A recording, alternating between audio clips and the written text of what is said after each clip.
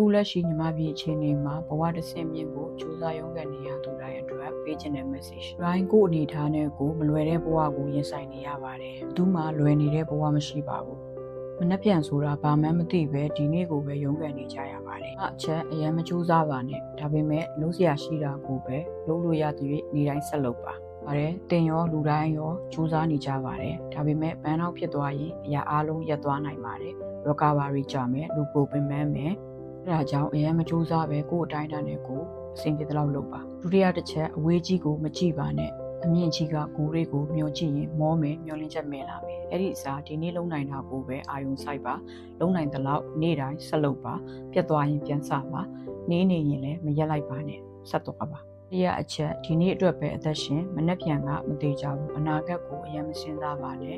ကိုထိန်းချုပ်နိုင်တာကိုပဲအာယုံစိုက်ပါ Nobody is coming to save you တင့်ကိုဘယ်သူမှလာခဲ့နေမှာမဟုတ်ပါဘူးမလုပ်ရင်ဘာမှရှေ့ဆက်စရာမရှိပါဘူးအဲ့တော့သင်ကပြောင်းလဲခြင်းရင် consistency ရှိပါ